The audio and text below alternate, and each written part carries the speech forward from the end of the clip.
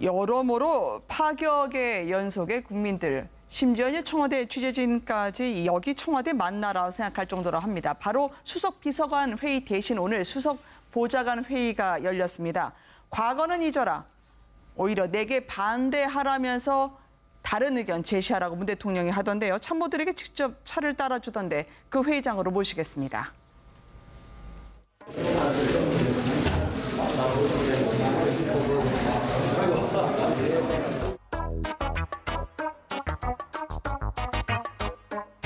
윤영찬 수석이 옆으로 가서 해야 되는데 왜요? 피해야 돼.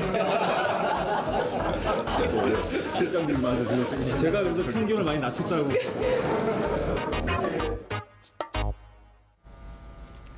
문 대통령도 피해야 되고 조국 수석 옆자리도 피해야 되고 어쨌든 직접 셀프 커피라고 불러야 될까요? 문 대통령이 직접 자신의 커피를 따라서 마시던데요. 그렇습니다. 굉장히 소탈하고 권위를 내려놓겠다는 어떤 그런 의지를 직접 몸으로 보여준 건데 지금 회의 화면을 보시면 알겠지만 제일 먼저 눈에 띄는 게 넥타이가 사라졌다는 겁니다. 네. 그런데 오늘 이 자리에 한 명만 넥타이를 메고 왔던 사람이 있었어요. 그래서 어제 새로 임명된 김기정 안보실 2차장이었는데 네. 혼자만 넥타이를 메고 와가지고요. 문 대통령 들어오기 전에 서로 얘기하다가 뻘쭘해서 나중에 풀릅니다. 그럴 정도로 지금 분위기 자체가 굉장히 좋고요. 보면 웃음꽃이 떠나지 않습니다. 대통령 들어와도 같이 우스갯소리를 하고 있고 커피 한 잔 들면서 자연스럽게 대화를 하고. 네. 그리고 아예 임종석 실장 보시면요. 아예 처음부터 셔츠 차림으로 들어왔어요. 네. 굉장히 자연스러웠고 지금 저 화면을 촬영했던 한 기자는 이렇게 얘기를 합니다. 자기가 전 정권에서도 여러 가지 회의를 촬영을 했는데 네. 이게 너무 분위기가 다르니까 이거 내가 지금 청와대에서 이걸 촬영하고 있는 건가라는 어떤 그런 착각이 들 정도라는 이야기까지 합니다. 그런데 이제 또 너무 오해하시면 안 되는 게요. 네. 저기 이제 하절기 되면 원래 넥타이를 다 풀게 되어 있습니다. 네. 그게 이제 6, 전력 7, 절감을 8. 위해서요. 그럼 네, 네. 넥타이를 풀면 한 온도가 3도씨 정도 내려가는 그런 게 있는데 한 10일 먼저 풀었다 이래 보시면 되고요. 물론 네. 이제 대통령이 푸니까 같이 풀 수 있는 건데 어쨌든 결국은 이제 대통령께서 이제 분위기를 열어주신 거죠. 그리고 그렇죠. 비서실장이 애초에 저리 셔츠 바람으로 올 수 있는 것은 비서실장 방이 바로 아래층에 있기 때문에 가능한 겁니다. 그러니까 같은 곳 이렇게 모여 있기 때문에 저는 자연스럽고 편한 분위기가 나오는 것이 아닌가. 그래서 대통령 집무실을 여민관으로 옮긴 것은 너무나 잘한 것이다. 그리고 대통령도 결국 자기 공간에서 참모들을 불러서 모으는 것이 아니라 네. 언제든지 참모들의 공간에 가실 수가 있거든요. 그것이 네. 저는 굉장히 중요한 공간적 의미라 보고요. 실제 공무원들은 상급자가 자기의 공간으로 불쑥 찾아와서 질문하거나 업무에 대해서 일을 할 때 당황하면서도 굉장히 영광스럽게 생각하고 소통이 확 열리는 구조들이 되기 때문에 충분히 좋은 공간 배치가 됐다. 그리고 저 자리에서는 이제 박근혜 대통령도 여러 번 이제 그 수석 비서관 회의를 하지 않았습니까? 그때는 이제 보좌관이라는 제도가 없었습니다. 그래서 이번에 네. 보좌관이 있어서 수석 보좌관 회의인데 어쨌든 좀 열린 오히려 한두 명이 넥타이를 맸으면 더 좋았지 않았느냐 하는 그런 바람도 사실은 있습니다. 고개를 무조건 책상을 향하고 적는 일명 적자생존이라는 웃을 수밖에 없는 그런 희화화된 모습도 사라졌습니다. 적지 마라. 그리고 나에게도 다른 의견은 바로 얘기해서 토론하자. 계급장 떼고 이제는 과거를 잊으라는 문 대통령의 회의 방식 때문에 많은 분들이 참 생경할 것 같아요. 저는 그래서 저 스타일도 중요하지만 정말 중요한 건 내용이다. 그리고 이제 문재인 대통령이 주장한 겁니다. 자, 이견을 이야기해라. 네. 자, 그리고 내가 먼저 이야기하지 않겠다. 당신들이 해법을 제시하고 맨 마지막에 내가 입을 열겠다는 요지의 말씀을 했습니다. 이게 저는 중요하고요. 또 하나 저는 오늘 처음으로 저렇게 회의를 했지만 앞으로 저는 한 3개월 내지 6개월 돼야지 저게 정착이 될 겁니다. 왜? 처음에는 저렇게 해도 사람들이 과연 그럴까지만 한 두 번 해보면요. 아, 역시 우리가 대통령 뜻을 잘못 읽었어. 그렇기 때문에 왜 박근혜 정부 시절에 사람들이 적기만 하고 말을 안 했겠습니까? 나름대로 생존에 이게 도움이 된다고 생각한 겁니다. 그런데 문재인 대통령이 만약에 한 번, 두 번 해보고 정말 이견을 제시하는 분들이 대통령이 좋아하시네 그러면 굉장히 많은 말을 할 것이고 반대로 말씀은 저렇게 하셨지만 역시 아니네 그러면 다시 원점으로 돌아갑니다. 그래서 저는 문재인 대통령이 제가 볼 때는 이 장난이 아닙니다. 정말 실전으로 하는 것 같은데 한 3개월 정도 해보면 아마 비서관들도 적응이 되고 앞으로 하기 힘든 말씀들도 할 겁니다. 그러니까 앞으로는 적는 것보다는 준비한 게 뭐냐 콘텐츠로 승부를 해야 될 것이다. 그래서 저는 앞으로 저것이 좋을 것 같은데 그렇지만 우리나라에서 다른 대기업들도 저런 실험들을 많이 해봤는데 성공한 적이 그렇게 많지는 않기 때문에 비서관들이 앞으로 분발해야 될 것이다. 근데 적자 생존이라는 건 사실 우리의 권위주의적인 문화의 상징이거든요. 그래서 뭐 그것이 사족이건 공족이건 장이 지시를 하고 받아줬고 이것이 이제 우리 사실은 뭐 개발 시대에 네. 3, 40년 전에 50년 전에 그것이 필요했었거든요. 이제는 사회가 바뀌었습니다. 그래서 자유로운 토론을 통해서 바른 결론을 내리는 것이 이미 우리 사회에 어느 정도 정착이 됐지만 네. 사실 우리 지난번 박 전 대통령 계실 때는 그냥 지시하는 거 아닙니까? 그래고 회의가 되는 게 아니죠. 그리고 어떤 오류가 있을 때 걸러지지가 않습니다. 그러면 치명적인 위험을 맞을 수가 있거든요. 그런 점에서 새 대통령께서 그리고 회의 방식을 완전히 바꾸신다고 하니 우리가 상당히 기대를 해볼 만합니다. 예, 네. 정말 기대를 할 만한데요. 실제로는 뭐 박근혜 대통령 때도 적을 필요가 없었는데 적은 거 아닙니까? 그쵸. 저게 회의를 하면 다 이메일로 갖다 내부 주는데요. 인트라넷으로 다 생중계가 되고 있습니다. 그러면 네. 참석하지 않은 그 행정관들이나 비서관들이 실시간으로 다 시청을 하고 있습니다. 그리고 각 비서관별로 내려오는 그 업무 관련성에 대해서는 지시서가 다시 또 다 정리돼서 내려오기 때문에 네. 실제로는 수석들이 적을 이유가 하나도 없습니다. 그럼에도 불구하고 대통령 앞에서 열심히 적는 것은 이제 눈에 보이는 충성 경쟁을 한 것이죠. 이제 그런 형식이 없어지고 정말로 토론을 통해서 결론을 도출하는 모습으로 간다면은 아마 이제 그 어떤 오류가 없는 방금 변호사님 말씀하신 것처럼 네. 국가적으로 낭비나 오류가 없는 좋은 정책 결정이 이루어질 거라 봅니다. 뭐 다 좋은 말씀 다 해주셨고요. 다 저도 개인적으로 동의하는데요. 물은 위에서 아래로 흐르잖아요. 그러니까 대통령이 저렇게 하고 청와대가 저렇게 바뀌면 아마 그 밑에 있는 기관들도 다 저런 식으로 바뀔 가능성이 굉장히 높다. 네. 하다못해 공감하지 않더라도 보여주기식이라도 뭔가 대화를 하려고 노력할 것이다. 그런 면에서는 좀 긍정적인 신호라고 보고요. 우리가 기업 경영이나 이런 것들 보면은 그 어떤 기업이 한 가지 목표를 위해서 성과를 내기 위해서 쭉 달려간다고 하면은 네. 그 달려가는 데 있어서 가장 최고 그 중요한 점은 목표를 공유하는 겁니다. 그러니까 어떤 내용을 얘기하고 있고 우리가 어디로 가고 있는지를 알려주는 겁니다. 네. 배가 가고 있는데 우리가 어느 방향으로 가고 있는지 모르면은 그 사람들이 어디로 노를 져야 될지 모르지 않겠습니까? 바로 저런 회의가 바로 투명하게 공개되고 그게 공직사회에 알려지게 되면 우리가 지금 이런 방향으로 가고 있구나. 청와대가 그 맨 앞에 서서 키를 잡고 있구나라는 생각들을 하게 될 것이다. 그런 네. 면에서 대한민국 코를 끌고 나가는 목표를 잡는 데 있어서 굉장히 좋은 회의다 이렇게 생각합니다. 오늘 브리핑 중에 이정도 청와대 총무비서관이 문 대통령에게 전세 들어왔다고 생각하시라라고 하니까 그렇게 하겠다고 하더라고요. 여기서 바로 나왔던 게 특수활동비 손을 대셨던데 국민들에게는 지금 대통령이요. 문 대통령이 오늘 내 월급으로 하겠다고 했던 게 있었습니다. 우리 가족 식사 비용, 사적 비품 그러니까 칫솔, 치약, 강아지 그리고 고양이 사료값까지 다 본인 월급으로 하겠다. 이게 정상이 아닌가. 그럼 과거에는 국민 세금으로 강아지 사료를 샀던 건가요? 그렇죠. 퍼스트 독이라고 해서 어쨌든 간에 네. 퍼스트 레이드처럼 강아지도 청와대 강아지는 특별 대우받은 게 사실 아닙니까? 네. 그런데 문제는 뭐냐면 지금 청와대가 152억 중에서 42% 정도를 갖다가 이제 삭감하겠다고 했습니다. 네. 그렇다면 청와대가 그렇게 하는데 국정원이나 국방부나 검찰이나 앞으로 어떻게 할 건지가 중요한 것이고 아마 상당히 많이 삭감될 가능성이 높습니다. 그런데 문제는 저 42%에 어떤 돈이 포함되느냐. 대통령이 쓰는 저 치약 칫솔 또는 외부 인사를 만나지 않고 부부끼리 식사할 때 쓰는 돈은 내 돈 낸다 하더라도 저 액수는 사실 그렇게 많지 않습니다. 상징적인 것인데 뒤에 숨어 있는 게 이런 돈입니다.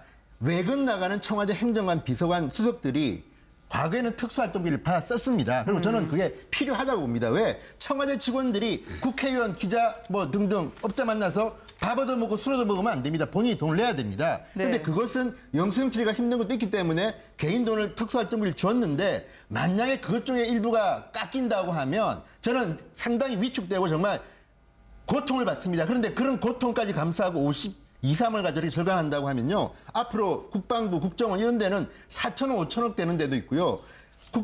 검찰 법무부만 제가 알기로는 한 290억 원 정도? 그렇다면 네. 그 돈은 앞으로 어떻게 할 건지 저는 차제에 특수활동비에 대해서 영수증을 갖다 붙이든지 아니면 필요한 돈만 쓰는 거로 가자. 그래서 저는 오늘 이 행동이 앞으로 상당히 많은 특수활동비 집행에 영향을 줄 거라고 봅니다. 우리 부부 식대, 주거비는 안 드니 그래도 청와대에 감사하다라고 했던 문 대통령입니다.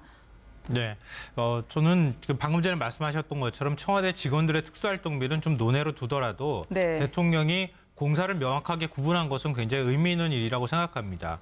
우리 이제 조선시대 전제군주들, 왕 같은 경우에는 온 나라가 다 자기 거였잖아요. 그 궁궐 안에 있는 모든 것들이 자기 것이었고 네. 그렇기 때문에 뭐 소유의 개념도 사실 없을 만큼 마음대로 자기가 갖고 소비해도 상관없었던 시절이 있었지만 지금은 그렇지 않거든요. 대통령이라 하더라도 대통령의 공과 사를 구분할 수 있어야 됩니다. 그렇기 때문에 지난번에 그 문재인 대통령이 관저에서 지금 여민관 쪽으로 출근하는 장면도 공개되기도 하고 그러지 않았습니까? 네.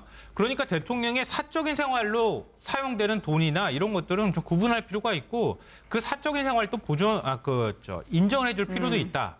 뭐 이런 생각이 들어서 네. 저는 뭐 새로운 민주주의 시대의 뭐 어떤 모델이 될 만한 그런 일이고 뭐 우리나라뿐만 아니라 외국도 사실은 그렇게 다 하고 있는데 우리가 너무 늦었다는 생각도 듭니다. 네.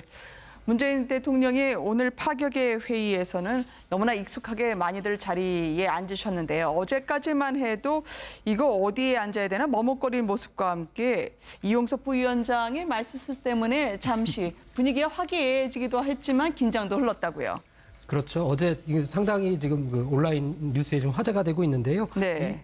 이용섭 일자리 부위원장이 이제 문재인 대통령에게 이제 그 일자리 현황판을 설명을 하고 이제 보고하는 자리였는데 네. 지금 이렇게 얘기를 했습니다. 노무현 정부 경제 정책은 이렇게 네. 이야기를 했던 거예요. 그러니까 이제 너무 본인은 당황했겠죠. 그런데 네.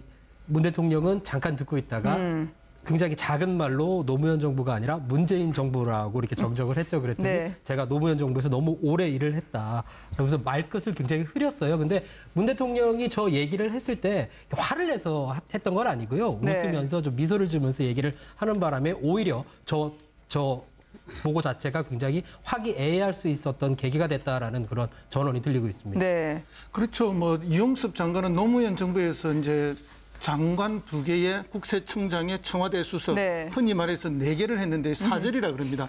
우리가 네. 애국가도 사절까지 다 부르는 경우 아주 드물지 않습니까? 그쵸. 그러니까 특별하게 오랫동안 근무했고 노무현 대통령의 아주 총애를 받았던 분이기 때문에 아마 노무현 정부라는 게 입에 익어 있어서 그런 실수를 했을 건데요. 네. 아마 저 실수도 뭐 그냥 잘 받아주실 거라고 생각을 합니다. 왜냐하면 본인도 어쨌든 뭐 참여정부 2기라고 할 만한 그런 거에 대해서 뭐 거부감을 갖고 있지 않고 다만 이제 참여정부를 극복하고 그 이상의 무언가를 보여주기 위해서 열심히 하겠다는 각오를 밝히고 있는 거니까 네. 뭐 긴장은 흘렀지만 진짜 긴장은 아니었을 거라고 봅니다. 워낙 대통령 옆에 앉으면 이 태양에 너무 가까이 가 있어서 타인 죽는 게 아닌가라고 얘기할 정도로 많은 분들은 옆에 있어야 되나 멀리 있어야 되나 참 고민을 많이 하기도 합니다. 문재인 대통령의 경우에는 앞으로는 오는 순서대로 앉게 하겠다라고 이야기를 하던데요. 함께 그 장면 보시겠습니다. 일자리 정책이 더욱 속도를 낼 걸로 이제 기대를 합니다. 잘 아시는 것처럼 노무현 정부의 경제 정책은 정확하고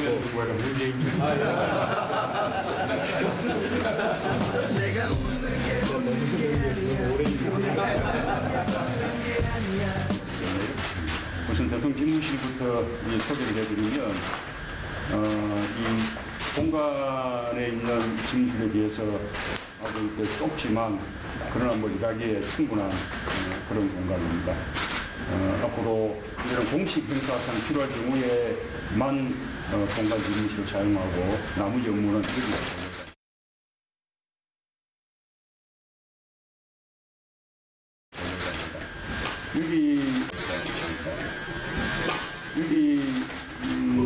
내가 웃는 게 아니야 또 내가 걷는 게 저 한숨을 소개해드리자면 앞으로는 대통령이 직접 비서관들 한가운데로 출퇴근을 하겠다고 하니까 참 그렇게까지 가까이 안 오셔도 되는데라고 하면서 한숨을 내신 걸로 보입니다. 그런데 저 자리야 이제 뭐냐면 문재인 대통령 옆자리라는 의미도 있지만 네. 저 자리가 일자리에 대한 거 아닙니까? 그러면 전문가가 누구겠습니까? 장하성 정책실장입니다. 네. 그래서 당연히 앉아야 되는데 누구든지 대통령 옆에는 내 자리가 아니라고 생각하는 겁니다. 그러니까 대통령이 말씀하셨는데 아까도 말씀드렸지만 저 문화가 자리 네. 잡으려면요. 한참 걸립니다. 장하성 실장이 누굽니까? 얼마 전까지는 경영학과 교수했던 분인데도 저렇게 아직도 옛날 생각하는 걸 보면요. 정말 그렇고 또 하나는 뭐 이건 인수로 옛날 이야기지만 과거에는 신문에서 대통령을 갖다가 이 교열 보는 셈이 실수해가지고 대령이라고 썼다가 네. 엄청난 불이익을 받은 적도 있습니다. 불경죄입니다. 그런데 네. 지금 저렇게 이야기할 때 예전 같으면 아마도 문재인 대통령이 직접 문재인 정부란 말 안 합니다. 누가 하느냐? 경호실장이나 비서실장이 하는 겁니다. 네. 그런데 저 자리는 굉장히 부드럽게 넘어가는 거 보니까 문재인 대통령은 적어도 이웃 같은 대통령 같다는 이미지는 정말 주는 데 성공한 것 같고요. 네. 그제도 노무현 전 대통령 추도식에서 말씀하신 게 있지 않습니까? 문재인 대통령께서 내가 국민들한테 과분한 사랑을 받고 있다. 특별히 한 것도 없지만 이렇게 받는 것은 내가 정상적인 활동을 해서 그렇다는 건데요. 저런 모습은 좀 더 자주 보여줬으면 좋겠습니다. 네. 지금 저기 원탁 테이블이잖아요. 네네. 원탁 테이블이니까 어떻게 앉아야 될지 순서도 모르는데 저기 촬영하는 기자들도 마찬가지예요, 이제는. 저기 원탁이 되니까 대통령이 어디에 앉는지를 모르기 때문에 네. 자리 잡는 것도 상당히 좀 어려울 것 같다라는 그런 우스개의도 들리고 뭐 있습니다. 학창 시절에 다 해보시지 않으셨어요? 제일 뒷자리부터 앉을 거예요. 그러니까 제일 대통령하고 먼 자리부터 앉으려고 하겠죠. 네. 그게 오히려 더 마음이 편하니까 그렇게 할 것 같은데요. 근데 사실 뭐 테이블 자체가 워낙 작아가지고 제가 농담삼아 그냥 말씀드렸지만 의미가 별로 없을 것 같고요. 네. 저는 이렇게 대통령 집무실이라든가 대통령이 어떻게 회의를 하는지 이런 장면을 국민들한테 투명하게 이 모습들을 공개하는 행위 자체가 제일 의미가 있다고 봅니다. 네. 그동안에 박근혜 전 대통령의 경우에는 배곡 주사를 맞았다, 먼 주사를 맞았다, 어디 가서 뭐 하는지를 아무도 모른다 이런 얘기를 했는데 지금 그 문재인 정부 같은 경우에는 그걸 의식했는지 그렇지 않았는지는 모르겠지만 네. 어찌됐든 우리는 이런 데서 회의하고 저는 이런 데서 근무합니다라고 해서 공개하고 이런 식으로 회의하고요. 앞으로 이렇게 회의할 겁니다라고 얘기하고 회의 끝나고 난 다음에 또 오늘 거의 실시간으로 회의 내용을 또 공개를 했어요. 아주 자세하게. 네. 앞으로 좀 계속 쭉 그렇게 했으면 좋겠다. 그래서 국민들이 정책에 대한 불신, 정부에 대한 불신 갖지 않고 정부가 어떤 일을 하고 있는지 좀 잘 알 수 있도록 해줬으면 참 좋겠다는 생각합니다. 네. 참 본의 아니게 양보의 미덕이 발휘되는 청와대 회의실 풍경을 전해드렸습니다. 여러모로 파격의 연속의 국민들, 심지어 이제 청와대 취재진까지 여기 청와대 맞나라고 생각할 정도로 합니다. 바로 수석 비서관 회의 대신 오늘 수석 보좌관 회의가 열렸습니다. 과거는 잊어라. 오히려 내게 반대하라면서 다른 의견 제시하라고 문 대통령이 하던데요. 참모들에게 직접 차를 따라주던데 그 회의장으로 모시겠습니다.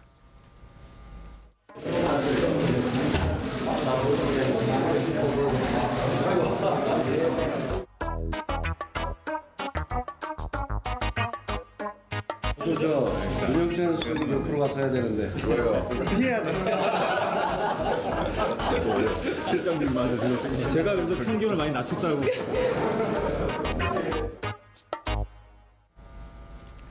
문 대통령도 피해야 되고 조국 수석 옆자리도 피해야 되고 어쨌든 직접 셀프 커피라고 불러야 될까요? 문 대통령이 직접 자신의 커피를 따라서 마시던데요. 그렇습니다. 굉장히 소탈하고 권위를 내려놓겠다는 그런 바람도 사실은 있습니다.